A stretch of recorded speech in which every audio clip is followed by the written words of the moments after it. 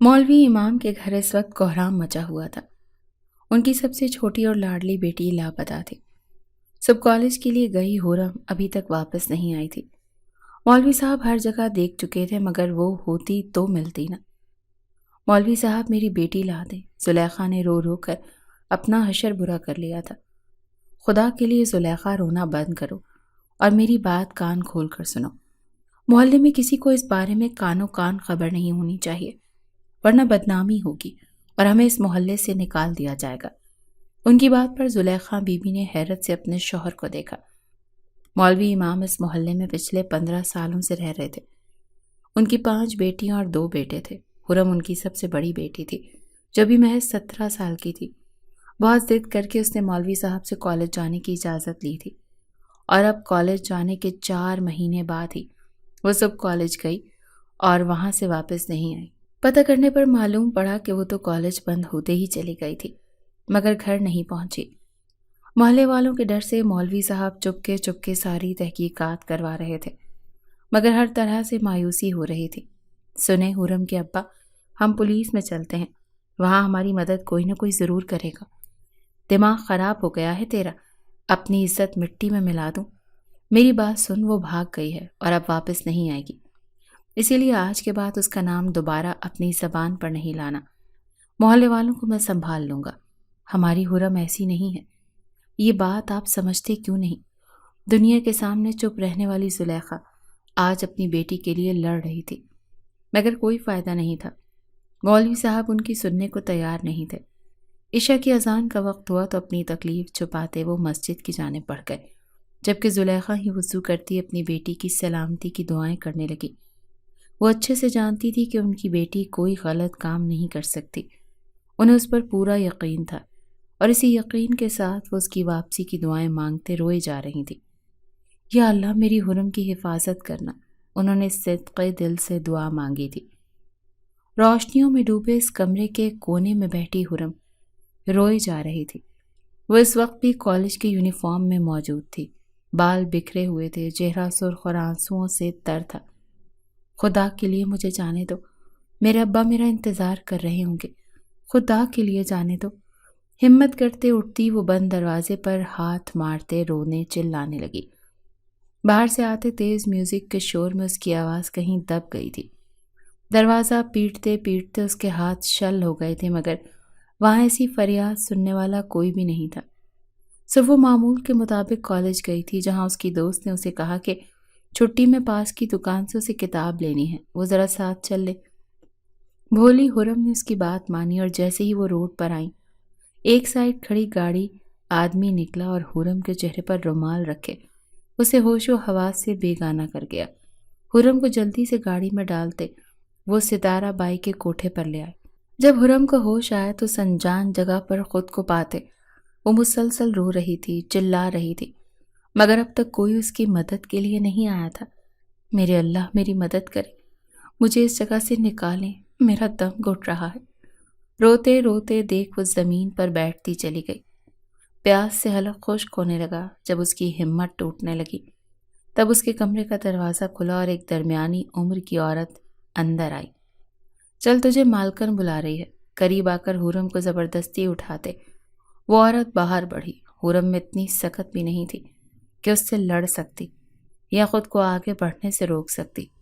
उस औरत ने हुरम को एक कमरे में ला पटका, जहाँ जगह जगह रंगीन तस्वीरें मौजूद थीं। रंगों से मुज़य्यन शीशे, खिड़कियाँ खुली हुई थीं। इस बार माल तू अच्छा लाया है मुश्ताक। हुरम का तायराना जायज़ा लेते वो मुस्कुराई। कमसिन है बिल्कुल गुलाब।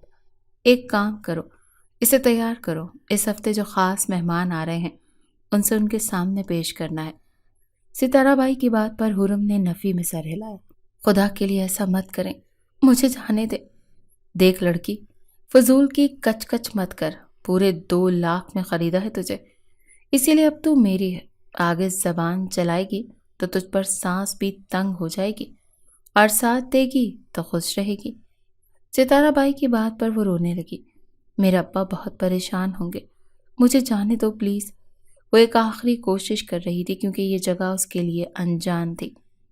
भाग कर जाने का तो सवाल ही पैदा नहीं होता था। देख लड़की, تو کل صبح غائب ہے، تیرے باپ نے تو اب تک تجھ پر فاتحہ پڑھ لی ہوگی۔ واپس جا کر کچھ نہیں ملے گا، صرف تیرے باپ کو رسوائی ملے گی، ہو سکتا ہے شرم سے خودکشی کر لے۔ ستارہ بائی کی بات پر حورم نے دل دہل کر اسے دیکھا۔ ابا کی سب بہت عزت کرتے تھے، آج اس کی ایک ست اسے کہاں لے آئی تھی، اسے مزید کچھ بولا ہی نہیں گیا۔ ستارہ بائی کے اشارے پر وہ عورت اسے دوسرے کمرے میں لائی جو پہلے سے بہتر تھا۔ یہ تیرا کمرہ ہے، جہاں نہا دھو لے، مجھے نماز پڑھنی ہے، چائے نماز دے دیں۔ اس کی بات پر اس عورت نے حیرت سے حرم کو دیکھا اور پھر قہقہہ لگا اٹھی۔ گناہ کا کام کرنے سے پہلے اللہ کا نام لے رہی ہے، پاگل ہے کیا؟ اس کے مذاق اڑانا حرم کو اچھا ہی نہیں لگا۔ لاتی ہوں، کر لے جو کرنا ہے، ویسے بھی ایک ہفتے بعد سب بھول جائے گی، اسے کہتے وہ دروازہ لاک کر کے چلی گئی، جبکہ اس کے جاتے ہی حرم بستر پر ڈھہ سی گئی۔ یہ جگہ کون سی تھی اسے نہیں پتا، آس پاس کوئی ایسا نہیں تھا جس سے وہ مدد لے سکتی۔ وہ خود کو آنے والے وقت کے لیے تیار کرنے لگی۔ وہیں دوسری طرف ستارہ بائی اپنے خاص لوگوں کے ساتھ آج کا حساب دیکھ رہی تھی۔ ملک کاشان کو تو نے کہا تھا تو لائے گا حبیب۔ ستارہ بائی کے بات پر اس نے مایوسی سے اسے دیکھا۔ بڑی ٹیڑھی چیز ہے ملک کاشان، عورتوں سے دور ہی رہتا ہے، عورتوں سے رہتا ہے، لڑکی سے نہیں۔ لڑکی وہ بھی انچھوئی، لگتا ہے نیا مال آیا ہے کوٹھے پر۔ بالکل، اب ملک کاشان کو یہاں لانے کی تگڑی آسامی اس لڑکی کو دوں کہ 10 لاکھ دے گا۔ اگر اس نے دلچسپی ظاہر نہ کی تو؟ حبیبہ نے اپنا خدشہ ظاہر کیا۔ تو کیا 2 سے 8 پر آ جائیں گے؟ اپنی بات کہہ کر وہ ہنس پڑی۔ بات کرتا ہوں میں برہان صاحب سے، جلدی کرنا۔ حبیب کے جانے سے پہلے وہ اسے دوبارہ یاد کروانا نہیں بھولی تھی۔ ملک انٹرپرائزز میں اس وقت سبھی لوگ گھر واپس جا رہے تھے۔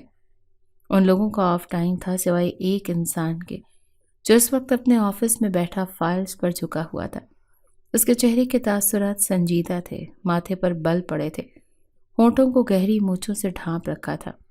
اے پتھر دل حسین انسان، کیوں دماغ کو آرام نہیں دے رہا؟ روم میں داخل ہوتے برہان کی آواز پر ماتھے پر پڑے بل میں اضافہ ہوا۔ اپنی شکل لے کر دفع ہو جا ورنہ گارڈ کو بلانے میں لمحہ نہیں لگاؤں گا۔ او ہو، گارڈ کی دھمکی؟ یہ کام تو خود بھی کر سکتا ہے۔ نہیں، مجھے اپنے ہاتھ گندے کرنے کا کوئی شوق نہیں۔ اس کی بات پر برہان نے منہ بنا کر اسے دیکھا۔ 1 نمبر کا ڈیش آدمی ہے تو کاشان، بہت شکریہ اس تعریف کا، اب دفع ہو جائیے۔ اور کمینے بات سن، کوٹھے پر نئی لڑکیاں آئی ہیں، چلنا ہے؟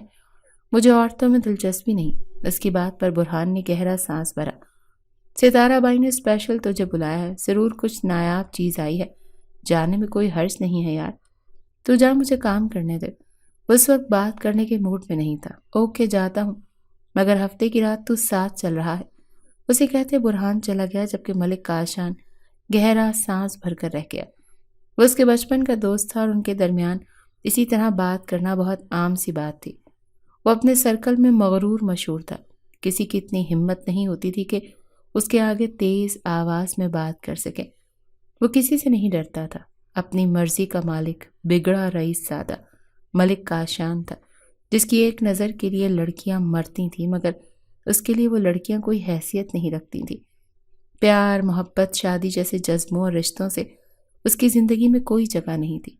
وہ ہارٹ لیس انسان تھا جو دنیا کو اپنے قدموں میں رکھنا جانتا تھا۔ پتھر دل، وہ سوچ چکا تھا وہ ساری زندگی یوں ہی رہے گا۔ وہ ابھی جانتا نہیں تھا کہ زندگی اس کے لیے کیا سوچے بیٹھی ہے۔ کوٹھے میں اگلے ہفتے ہونے والی تقریب کی تیاریاں چل رہی تھیں۔ ایسے میں حرم کو سب سے نچلے حصے میں بنے ڈانس روم میں بٹھایا گیا تاکہ وہ ڈانس سیکھ سکے، مگر اس کی سوچیں بڑھتی جا رہی تھیں۔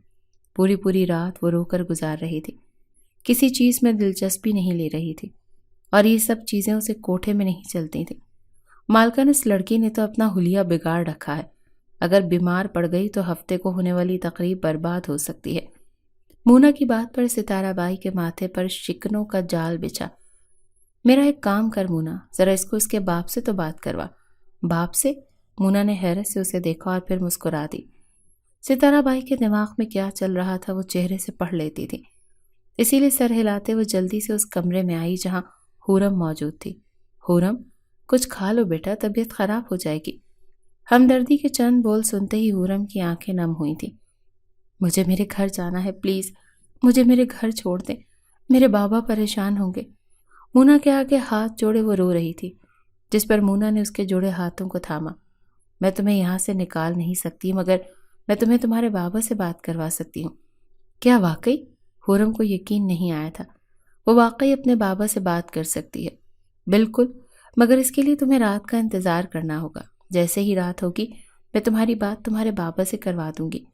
مونا اسے سمجھاتے کھانا کھلا کر چلی گئی، جبکہ حورم بے صبری سے رات کا انتظار کرنے لگی۔ یہ انتظار تھا کہ ختم نہیں ہو رہا تھا۔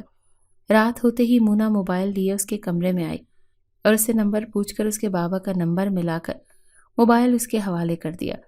4-5 بیلوں کے بعد کال ریسیو ہوتے ہی اس کے بابا کی آواز اس کے کانوں سے ٹکرائی، نحیف سی ٹوٹی بکھری آواز جسے وہ پہلے تو پہچان ہی نہیں سکی۔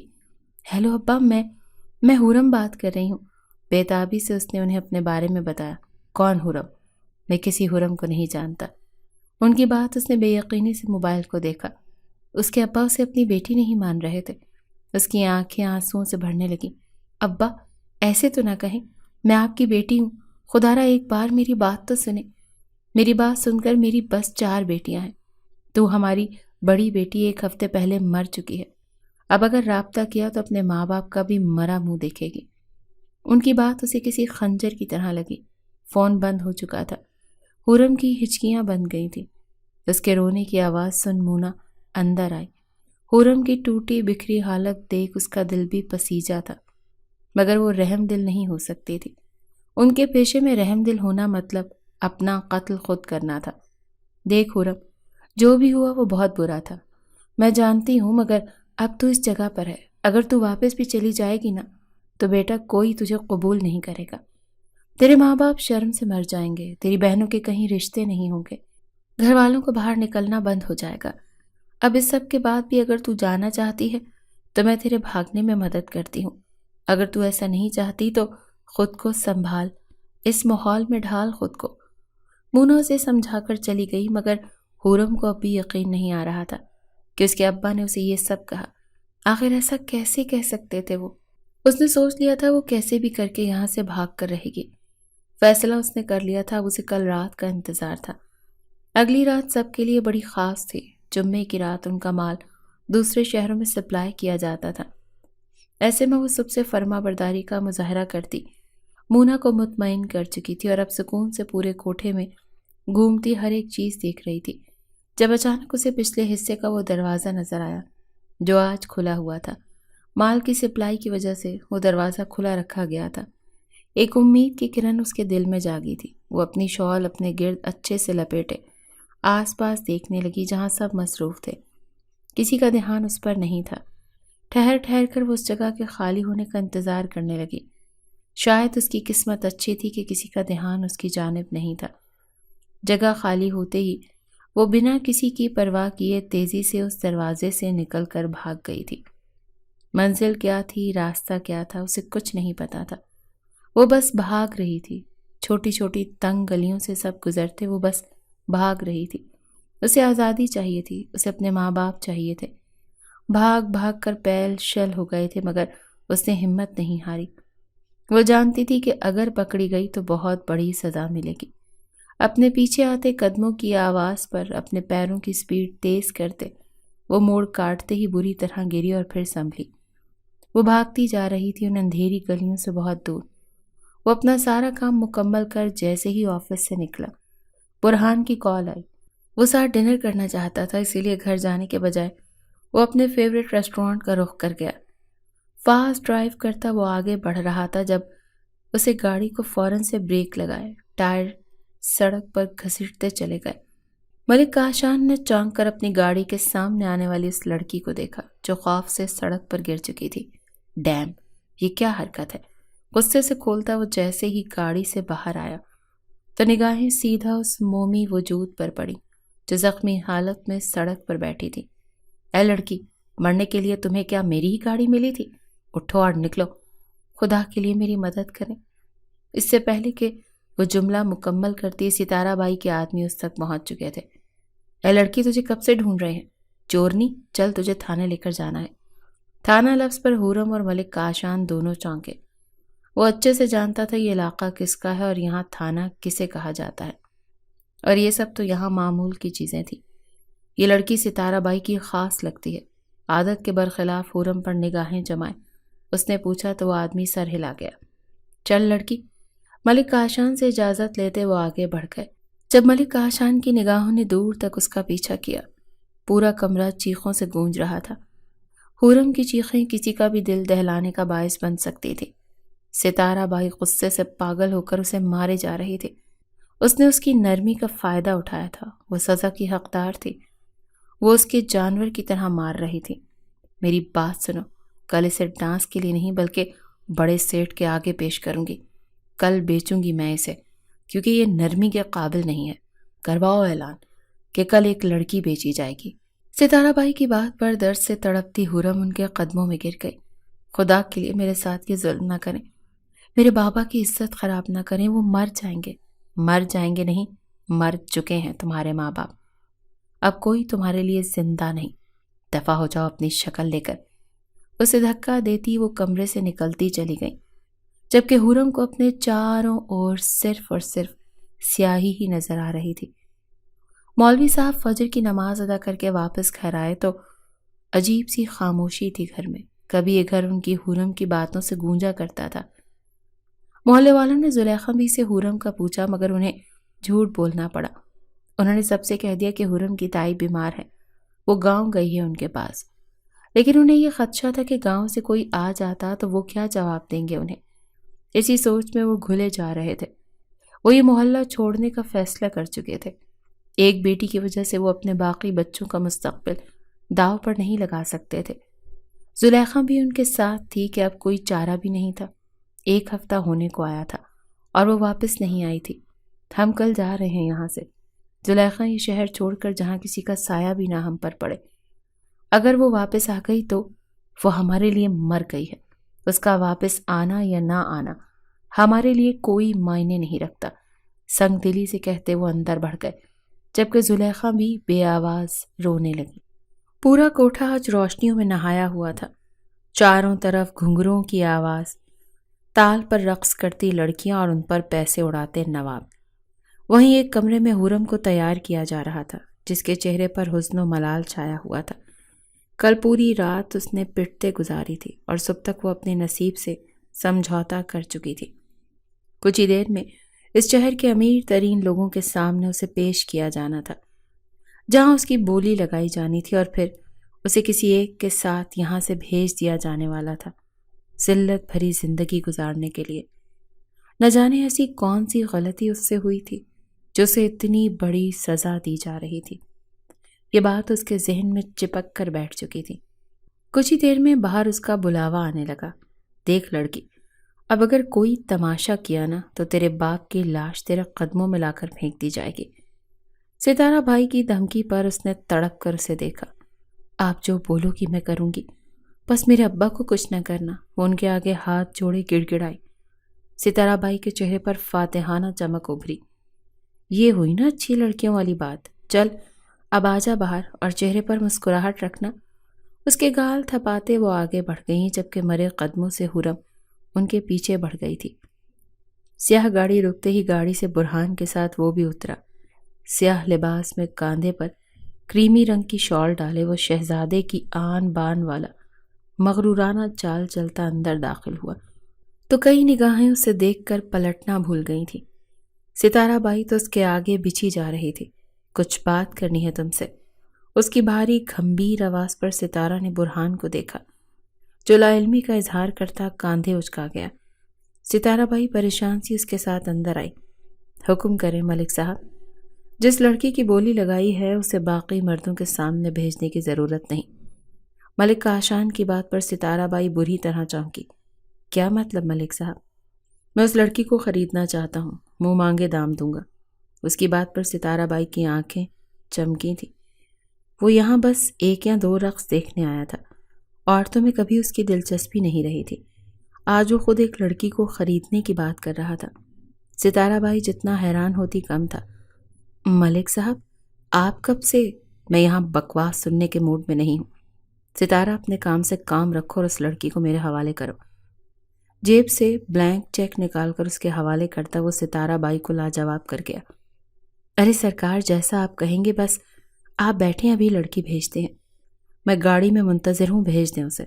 हुक्म जारी करता वो वहाँ से निकलता चला गया, जबकि सितारा बाई तो खुशी से चेक भरने लगी, जिस पर 5 लाख की रकम लिख वो मुतमईन हो गई, जबकि वो बेवकूफ़ औरत उससे ज़्यादा लिख सकती थी। उन्होंने मूना को हुक्म दिया, जो फ़ौरन उसे हुरम को मलिक काशान की गाड़ी में बिठाते उसे हिदायत देने लगी।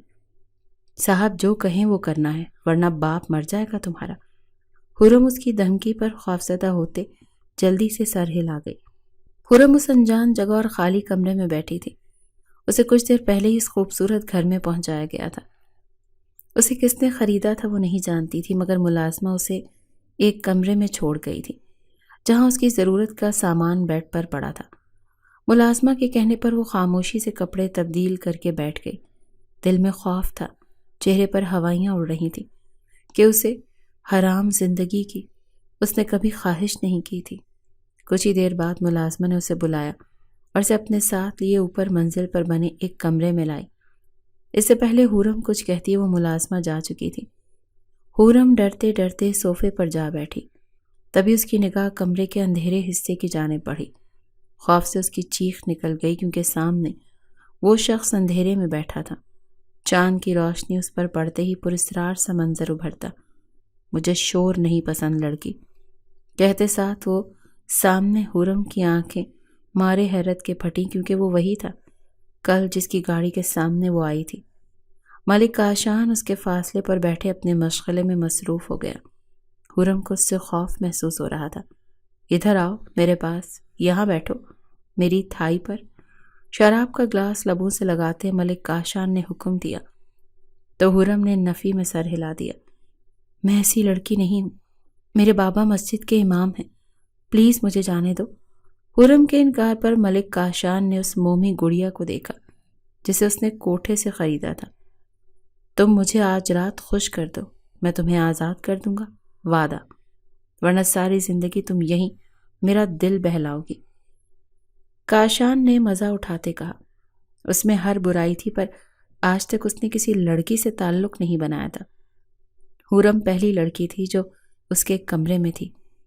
फिर आप एक रात के लिए मुझसे निकाह? उसके लफ्ज़ अटके थे, क्योंकि मलिक काशान ने घूर कर उसे देखा, जैसे उसे इस बात की तवक्को न कर रहा हो। क्या कहा? ज़रा दोबारा कहना। उसने अपने लफ्ज़ों पर जोर देते हुरम को हवास बाख्ता किया।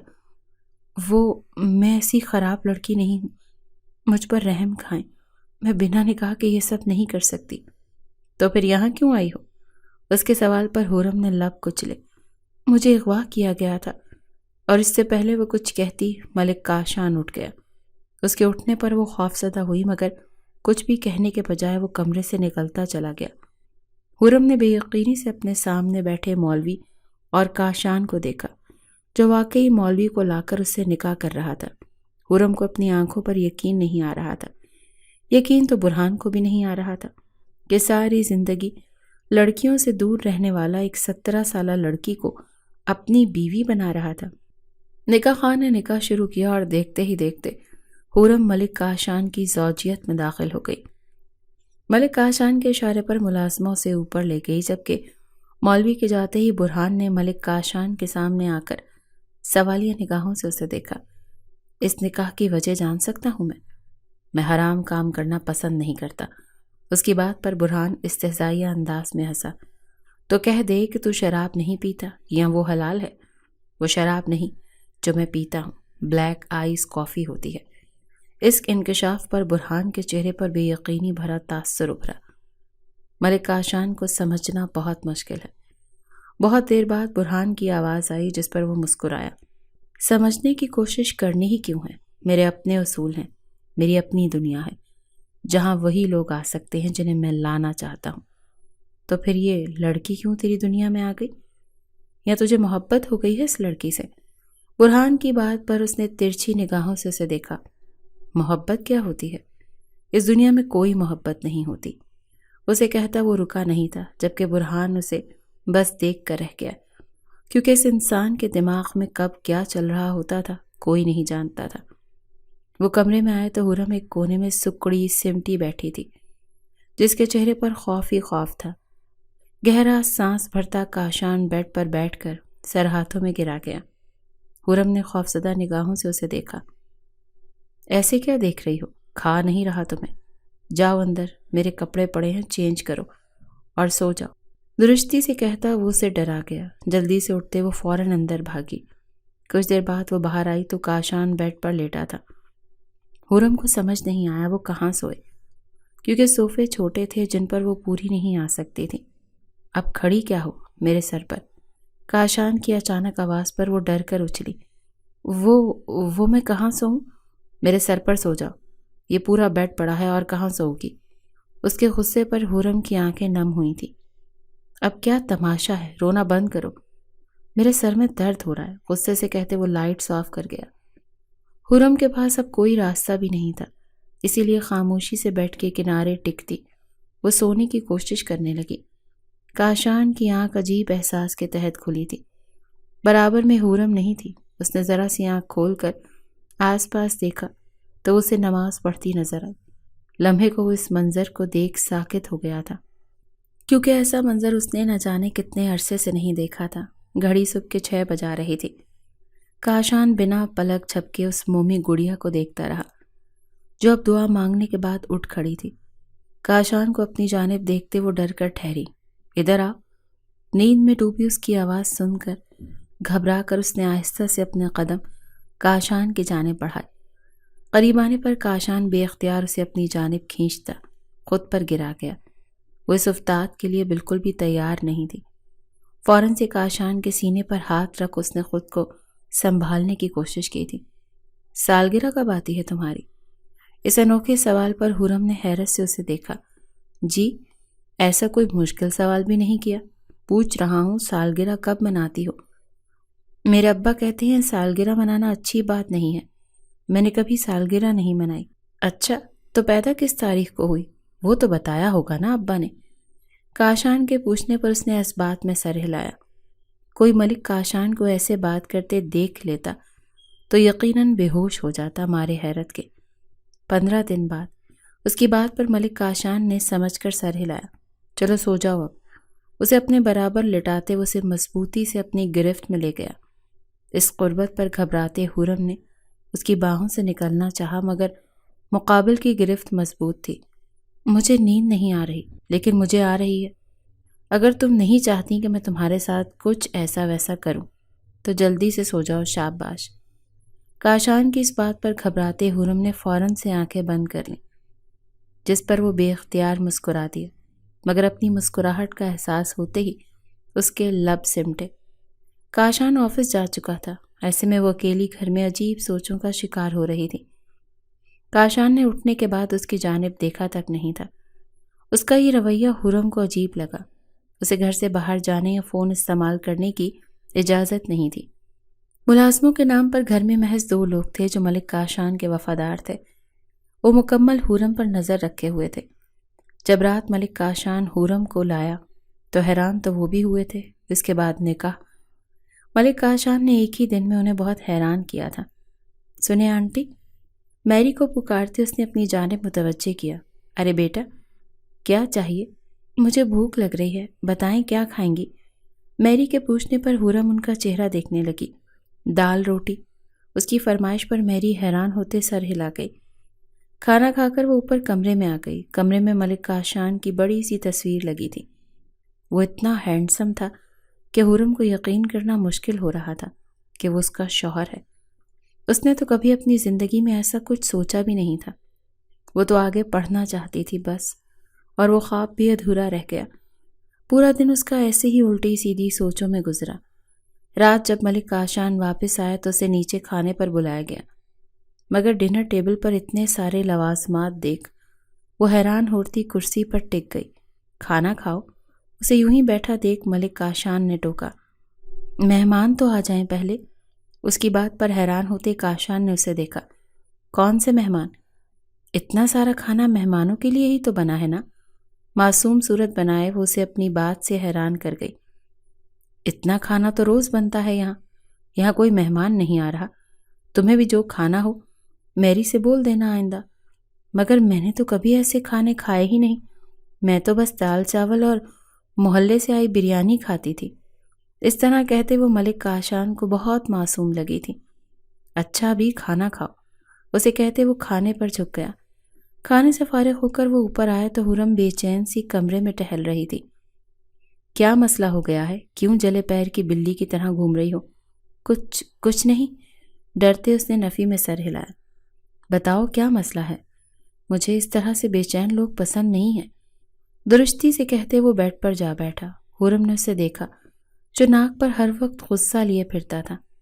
میں کل جا رہا ہوں کسی کام سے، خبردار جو تم نے اس گھر سے باہر قدم بھی نکالا۔ اچانک اس کے کہنے پر حرم نے زور زور سے سر ہلایا۔ اگلے دن وہ جا چکا تھا۔ حرم نے سکھ کا سانس بھرا کہ اس کی موجودگی میں تو سانس لیتے بھی ڈر لگتا تھا۔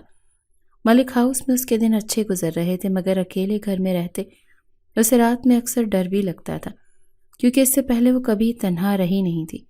وہ میری سے درخواست کرتی مگر ملازمین کو اجازت نہیں تھی اندر رکنے کی۔ کاشان کو گئے اتنا وقت ہو گیا تھا، وہ کب واپس آتا اسے پتہ نہیں تھا۔ آج بھی وہ یوں ہی اکیلے ڈر رہی تھی۔ باہر تیز بارش ہو رہی تھی، ایسے میں کڑکتی بجلی اسے خوفزدہ کر رہی تھی۔ اوپر سے اچانک ہی لائٹ چلی گئی۔ خوف سے حرم کی چیخ نکل گئی کہ اچانک اسے باہر سے قدموں کی آواز آنے لگی۔ جلدی سے وہ صوفے کے پیچھے جا چھپی۔ قدموں کی آواز قریب آتی جا رہی تھی۔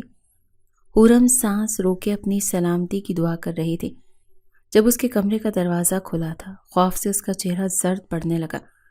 اللہ پاک پلیز انہیں بھیج دے، وہ دل سے کاشان کے آنے کی دعا کر رہی تھی جب اچانک کسی نے اس کے کاندھے پر ہاتھ رکھا۔ خوف سے چیختے وہ رونے لگی۔ لڑکی پاگل ہو گئی ہو، کیوں رو رہی ہو؟ کاشان کی آواز پر حرم نے حیرت سے اسے دیکھا اور پھر بے اختیار ہو کر اس کے سینے سے لگ کر سسکنے لگی۔ حرم کی اس حرکت پر وہ ساکت رہ گیا۔ دل تیزی سے دھڑکا تھا۔ کیا ہو گیا؟ ایسے کیوں رو رہی ہو؟ نہ چاہتے ہوئے بھی اس نے اپنا لہجہ نرم رکھا۔ مجھے لگا کوئی چور آ گیا ہے۔ روتے روتے اس نے سر اٹھائے کاشان کو دیکھا جو اس کی روئی صورت پر فریفتہ ہوتا بے اختیار جھک کر اس کی روتی آنکھوں کو لبوں سے چھو گیا۔ اس نرم گرم لمس پر حرم کو کرنٹ سا لگا تھا۔ رونا بھولے وہ حیرت سے کاشان کو دیکھ رہی تھی جو اس کے گرد اپنی گرفت مضبوط کرتا اس کے کان کے پاس جھکا۔ سالگرہ مبارک ہو ڈرپوک لڑکی۔ کاشان کی سرگوشی پر اس نے اسے دیکھا۔ اس کے لیے حیرت کی بات تھی کہ اس کے گھر والوں نے کبھی اسے وش نہیں کیا تھا، یاد تک نہیں رہتا تھا انہیں، اور آج پہلی بار کوئی اسے وش کر رہا تھا۔ کیا ہو گیا؟ ایسے کیوں دیکھ رہی ہو؟ میرا برتھ ڈے کبھی کسی کو یاد ہی نہیں رہتا تھا۔ مجھے بھی یاد نہیں تھا۔ اسے خود سے مزید قریب کرتے اس نے جھوٹ کہا۔ لیکن آپ کو یاد تو ہے، ابھی آپ نے وش کیا۔ حرم کی بات پر کاشان نے اس کے بالوں میں چہرہ چھپا کے اس کی قربت پاتے اپنا سوال بھول گئی۔ آپ، اس کے کچھ کہنا چاہا مگر کاشان اس کے لبوں پر انگلی رکھتا اسے ٹوک گیا۔ وہ اسے یوں ہی تھامے بیڈ پر گرا تھا۔ اگر تم یہ معصوم شکل لیے نہ گھومتی تو یہاں نہ ہوتی۔ اس کی بات پر حرم نے اسے دیکھا۔ اس سے پہلے وہ سوال کرتی ہاتھ بڑھا کر اسے اپنے مزید قریب کرتا وہ اسے اپنے حصار میں قید کر گیا۔ ملک ہاؤس میں اب اس کا دل لگنے لگا تھا کیونکہ اس گھر کا مالک اس کے دل میں اپنی جگہ بنا گیا تھا۔ اس رات کے بعد وہ ملک کاشان کے خواب دیکھنے لگی تھی، مگر مقابل شاید پتھر دل تھا جو صبح اسے دیکھتا بھی نہیں تھا۔ حرم اس کی محبت حاصل کرنا چاہتی تھی۔ جب ہی صبح ہوتے ہی وہ میری کے پاس جا پہنچی۔ میری، کیا آپ میری مدد کر سکتی ہیں؟ کیسی مدد چاہیے میڈم؟ پہلے تو آپ مجھے میڈم نہیں کہیں۔ حرم نے بس اچھا حرم آپ بتائیں آپ کو کیا مدد چاہیے؟ مجھے ان کا دل جیتنا ہے۔ آپ کو پتہ ہے میں کیسے ان کا دل جیت سکتی ہوں؟ اس کے معصوم سے سوال پر میری مسکرا دی۔ میں کیا مدد کر سکتی ہوں آپ کی؟ حرم، مجھے تو اس بارے میں کچھ خاص نہیں پتا۔ اچھا، آپ کو ان کا فیورٹ کھانا تو پتا ہوگا نا، مجھے وہی بتا دیں پلیز۔ اس کی بات پر میری نے اسے کاشان کا فیورٹ کھانا بتایا جسے وہ میری کے منع کرنے کے باوجود بنانے لگی۔ وہ کاشان کے لیے کچھ کرنا چاہتی تھی۔ پورے دن کی محنت کے بعد اس نے کاشان کا فیورٹ کھانا بنایا اور وہیں لاؤنج میں بیٹھ کر اس کا انتظار کرنے لگی۔ میری اپنے روم میں جا چکی تھی۔ گھڑی کی سوئی تیزی سے چل رہی تھی۔ وقت گزرتا جا رہا تھا مگر کاشان کا کوئی اتا پتہ نہیں تھا۔ نیند سے بوجھل آنکھیں لیے وہ کاشان کا انتظار کر رہی تھی، مگر اسے نہ آنا تھا اور نہ وہ آیا۔ صبح کا اجالا چاروں اور پھیلنے لگا تھا جب ملک کاشان گھر میں داخل ہوا۔ لاؤنج میں صوفے پر حورم کو دیکھ اس کے ماتھے پر بل پڑے، وہیں ڈائننگ ٹیبل پر کھانا وہ معاملے کی تہہ تک پہنچتا غصے سے بھرا باہر آیا اور ایک جھٹکے سے حورم کو اٹھا کر اپنے مقابل کیا۔ وہ گہری نیند میں سو رہی تھی، گھبرا کر اٹھی۔ کس کی اجازت سے یہاں سو رہی ہو؟ وہ اتنی زور سے چیخا کہ حورم خوف سے رونے لگی۔ وہ میں کھانا بنایا، اس سے مزید بولا نہیں گیا کیونکہ کاشان نے اسے اپنے مزید قریب کر کے اس کے بازو اپنی انگلیوں میں دھسا دیے تھے۔ اپنے کام سے کام رکھنا، تمہاری یہی حیثیت ہے اس گھر میں، آگے بڑھنے کی ضرورت نہیں ہے حورم، اپنی اوقات مت بھولنا۔ ایک جھٹکے سے اسے پیچھے دھکیلتا وہ لمبے ڈگ بھرتے وہاں سے اوپر بڑھ گیا، جبکہ حورم تو اس کے لفظوں پر ساکت سی رہ گئی۔ وہ تو بس اس کے احسان کا بدلہ اتارنا چاہتی تھی، مگر وہ اسے یوں ٹریٹ کرے گا، اسے نازک دل ٹوٹ چکا تھا۔ بنا کسی کی پرواہ کیے وہ اسی گھر میں ایک کونے میں چھپ کر رونے لگی۔ زندگی جب آسان لگنے لگی تب پھر قسمت نے اسے اسی پرانی جگہ پر لا کھڑا کیا۔ حورم بیٹا، آپ یہاں کیوں بیٹھی ہیں؟ میری اسے ڈھونڈتے آئی تھی، اس کا رونا ان سے دیکھا نہیں گیا۔ میں اپنی اوقات بھول گئی تھی میری، میں سمجھی تھی میں ان کی بیوی ہوں، مگر میں بھول گئی تھی مجھے وہ ایک کوٹھے سے خرید کر لائے ہیں، تو میری اوقات ان کے بستر تک ہے۔ تم رسائی حاصل کرنا میرا حق نہیں۔ اس کے رونے میں تیزی آتی جا رہی تھی۔ میری بیچاری اسے دلاسا ہی دے سکتی تھی بس۔ اس دن کے بعد سے حورم بالکل خاموش ہو گئی تھی۔ ملک کاشان نے اس کی خاموشی محسوس کی تھی۔ وہ پہلے میری کے ساتھ ہنستی باتیں کرتی نظر آتی تھی، وہ کاشان سے بھی باتیں کرنے کی کوشش کرتی تھی، مگر اس دن کے بعد وہ اس سے کھینچی کھینچی رہنے لگی تھی۔ وہ بس اس کی ضرورت کے وقت اس کے ساتھ نارمل ہوتی تھی اور پھر خاموش۔ نہ جانے کیوں ملک کاشان کو اس کی یہ خاموشی بری لگنے لگی تھی۔ عرصے بعد تو اس کے گھر میں کسی کے کہے گونجنے لگے تھے اور اس نے اپنی وحشتوں میں اسے بھی شامل کر لیا۔ وہ شرمندہ تھا اس سے، مگر وہ کیا کرتا؟ اس نے ایک عمر غریبی میں گزاری تھی، اس کی ماں اس کے باپ کو چھوڑ گئی تھی، اس کے بعد سے ان دونوں باپ بیٹوں سے محبت خود پر حرام کر لی۔ اس نے محنت کی اور آج وہ یہاں تھا کہ اس کے پاس سب تھا سوائے محبت کے۔ وہ کسی کو محبت نہیں دے سکتا تھا، مگر حورم مسلسل اس کے دل پر دستک دے رہی تھی، مگر وہ یہ دستک سننا ہی نہیں چاہتا تھا۔ اور اب جب وہ خاموش ہو گئی تھی، دل ہمک رہا تھا اس کی دستک کے لیے، اس کی ہنسی کے لیے۔ ہمیں آج ایک جگہ دعوت میں جانا ہے، کپڑے آ جائیں گے، وقت پر تیار ہو جانا۔ کاشان کی بات پر سر ہلاتے وہ اندر بڑھ گئی، جبکہ کاشان اسے بس دیکھ کر رہ گیا۔ یہ خاموشی اس کی جان نکال رہی تھی۔ شام جب وہ آفس سے واپس آئے تو حورم تیار تھی۔ وائٹ فراک میں اس کا معصوم حسن مزید دمک رہا تھا۔ کاشان کی اس پر سے نگاہ ہی نہیں ہٹ رہی تھی۔ اس کا ہاتھ تھامے وہ اسے اپنے قریب کرتا باہر آیا۔ گاڑی رکی تو وہ اسے لیے اترتا اندر بڑھا، جہاں ایک بہت گرینڈ پارٹی کا اہتمام کیا گیا تھا۔ اس بزنس پارٹی میں خود کو اکیلا محسوس کر رہی تھی۔ ایسے میں ایک لڑکی اس کے پاس آ کر کھڑی ہوئی۔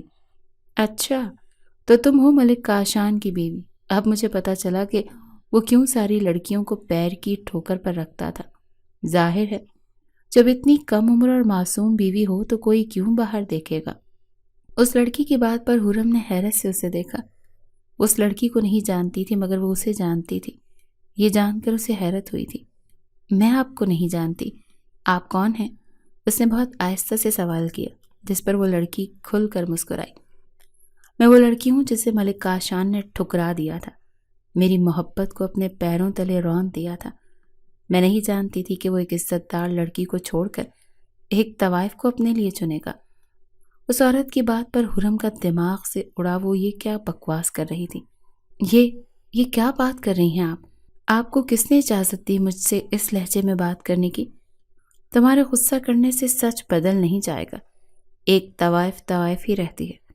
ایک دن ملک کاشان کو تم سے دل بھر جائے گا اور وہ تمہیں چھوڑ دے گا۔ اسی لیے میں تمہیں پہلے سے آگاہ کر رہی ہوں، اس سے محبت کرنے کی غلطی مت کرنا۔ کیونکہ وہ محبت کرنا نہیں جانتا۔ وہ ایسے نہیں فضول باتیں نہیں کرو۔ وہ حورم کو نہ جانے کیوں بہت غصہ آیا تھا۔ ان دونوں کو باتیں کرتے دیکھ سبھی لوگ ان کی جانب متوجہ ہو گئے۔ سب لوگوں کو اپنی جانب متوجہ دیکھ وہ لڑکی مسکرائی اور مڑی۔ سب ان سے ملیے، یہ ہیں حورم، ملک کاشان کی وہی بیوی جو ایک طوائف ہے۔ اتنی ذلت پر حورم کی آنکھیں نم ہوئی تھیں۔ اس نے سب کو دیکھا، سب مذاق اڑاتی نظروں سے اسے دیکھ رہے تھے۔ وہ وہاں سے غائب ہونا چاہتی تھی۔ جب ہی وہاں سے نکلتے وہ باہر جانے لگی، تبھی اسے کسی نے دھکا دیا اور وہ سیدھا سوئمنگ پول میں گری تھی کہ اچانک ملک کاشان تیزی سے آتا اسے پانی سے نکالتے باہر بڑھا تھا۔ اس واقعے کو 1 ہفتہ گزر گیا مگر حورم نے ایک بار بھی باہر آنے کی کوشش نہیں کی تھی۔ کمرے میں بند وہ جیسے چھپ جانا چاہتی تھی۔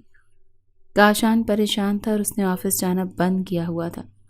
آج بھی وہ بیٹھا اپنا کام کر رہا تھا جب اسے دروازے پر حورم کھڑی نظر آئی۔ مجھے آپ سے بات کرنی ہے۔ مٹھیوں میں اپنی قمیض جکڑے وہ اس کے سامنے کھڑی تھی۔ ملک کاشان نے حیرت سے اسے دیکھا جو آج نہ جانے کتنے دنوں کے بعد کمرے سے باہر نکلی تھی۔ حورم، کاشان نے اس کا ہاتھ تھامنا چاہا مگر وہ سرعت سے اپنا ہاتھ پیچھے کر گئی۔ مجھے آپ سے طلاق چاہیے۔ 2 قدم پیچھے لیتے اس نے وہ جان لیوا الفاظ کہے جو ملک کاشان کے قدموں سے زمین نکال گئے۔ دماغ خراب ہے؟ کیا بکواس ہے یہ؟ غصے سے فائل پھینکتے وہ اس کے روبرو کھڑا ہوا۔ میرا دماغ بالکل ٹھیک جگہ پر ہے۔ میں آپ کے ساتھ نہیں رہنا چاہتی۔ آپ کی قربت میرے لیے باعث اذیت ہے۔ کاشان مجھے طلاق دے دیں۔ اس کی زبان ایک بار بھی نہیں لڑکھڑائی تھی۔ اس کے مطالبے پر ملک کاشان کا دماغ بھگ سے اڑا۔ جب اسے بازوں سے تھام کر اسے اپنے بے حد قریب کر گیا۔ حورم، اب اگر ایک لفظ زبان سے ادا ہوا تو مجھ سے برا کوئی نہیں ہوگا، آئی سمجھ؟ اسے اپنے بے حد قریب کیے وہ بمشکل اپنا غصہ ضبط کر رہا تھا۔ نہیں آئی سمجھ، چھوڑیں مجھے، دور رہیں، ہاتھ مت لگائیں مجھے۔ اس کی گرفت میں مچلتے وہ چلائی، لگاؤں گا ہاتھ، چھوؤں گا، حق رکھتا ہوں میں، بیوی ہو تم میری۔ ایک طوائف ہی رہتی ہے ملک کاشان، بیوی نہیں بنتی۔ اپنے ہی لفظ پر وہ سسکی تھی۔ بس چپ، وہ دھاڑا تھا۔ چپ کروانے سے سچ نہیں بدل جائے گا۔ میں آپ کے قابل نہیں ہوں کاشان، خدا کے لیے مجھ پر اور خود پر رحم کھائیں، چھوڑ دیں مجھے، دنیا کو تانے دے گی۔ وہ ملک کاشان کے آگے ہاتھ جوڑ گئی تھی۔ اسے اس حالت میں دیکھ ملک کاشان کے دل کو کسی نے چیر کر رکھ دیا تھا۔ خبردار جو یہ لفظ زبان سے نکالا، محبت ہو میری، پہلی نظر کی محبت، کوئی طوائف نہیں، سمجھ آئی؟ اگر نہیں آئی تو اس بات کو اپنے ذہن میں بٹھا لو۔ مگر آپ تو مجھ سے نفرت کرتے ہیں نا؟ وہ ٹوٹ رہی تھی۔ بالکل نہیں، میں تم سے محبت کرتا ہوں، بہت محبت۔ تم اس دنیا میں وہ واحد لڑکی ہو جس سے ملک کاشان اس دنیا میں سب سے زیادہ محبت کرتا ہے۔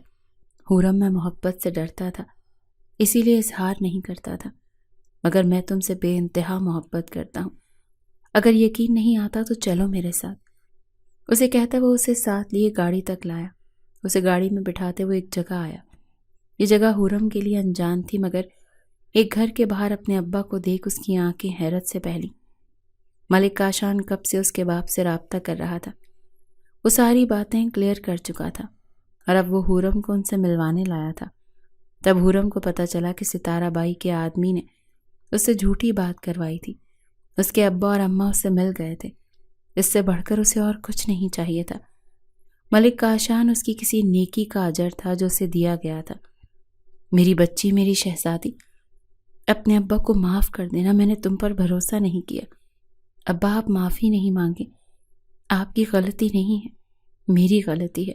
میں اپنی حفاظت نہیں کر سکی، میں اپنا وعدہ پورا نہیں کر سکی۔ میں نے وعدہ کیا تھا کہ میں کبھی آپ کا مان نہیں توڑوں گی۔ تم نے نہیں توڑا میری بچی۔ دیکھو خود کو، تم خوش ہو، یہ اللہ نے تمہیں تمہارے صبر کا پھل دیا ہے۔ دیکھنا بہت جلد تمہاری زندگی برباد کرنے کی کوشش کرنے والے تباہ و برباد ہوں گے۔ اسے ساتھ لگائے وہ رو رہے تھے۔